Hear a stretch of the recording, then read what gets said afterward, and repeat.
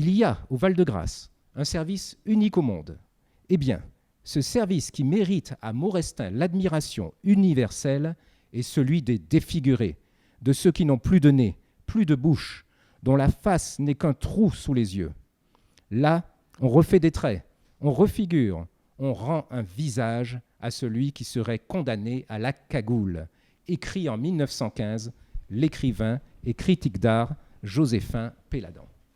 Dans le journal des débats politiques et littéraires du 8 août 1915, on peut lire un autre article tout aussi dithyrambique d'un dénommé E. Cristini. Je cite « À l'hôpital Saint-Louis, comme à l'hôpital Rothschild, on ne compte plus le nombre de blessés auxquels le merveilleux praticien a refait une partie du visage. Je sais maintenant que les médecins Maurestin et Tuffier ont ajouté à l'histoire de la chirurgie esthétique le plus prestigieux et le plus émouvant des chapitres. » Fin de citation. Le fidèle ami et confrère, le docteur Henri Bouquet, né en 1867, décédé en 1943, dans ses Souvenirs et journal de la vie médicale, écrit au sujet de Maurestin en 1916 « Actuellement, il a un service de chirurgie spéciale de la face au Val-de-Grâce. J'écris ces notes pendant la guerre européenne au début de 1916. Il y réalise de véritables merveilles car il cisèle avec un goût parfait cette chirurgie esthétique que personne à l'heure présente n'est capable de faire comme lui. » Fin de citation.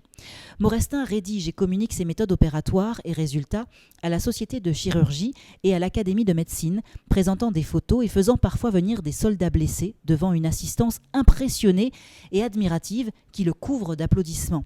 Il devient un véritable expert en greffe cartilagineuse et adipeuse, ayant soin auparavant de pratiquer des autoplasties qu'il dénomme autoplastie en jeu de patience, reconstitution minutieuse des chairs altérées. De la patience et de la persévérance, il en a. Il s'occupe parfois même d'une même personne pendant plusieurs années.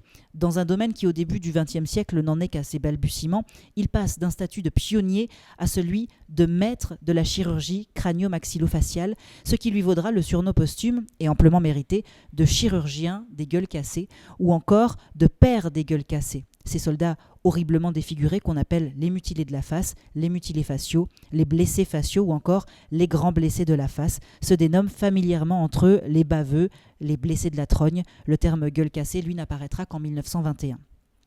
Beaucoup de ces blessés, parfois abandonnés par leur famille, meurtris dans leur chair et leur âme, lui vouent une profonde reconnaissance, parfois un véritable culte.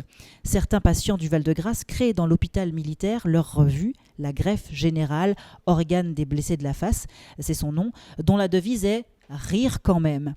Eh bien, le premier numéro du 15 décembre 1917 porte la dédicace suivante: à celui dont la science et le dévouement nous ont rendu l'espoir, nous dédions respectueusement ce numéro, première manifestation de notre gaieté retrouvée. Fin de citation. Il s'agit bien évidemment du docteur Maurestin. Le deuxième numéro du 15 janvier 1918 est dédié quant à lui au digne collaborateur de monsieur le professeur Maurestin.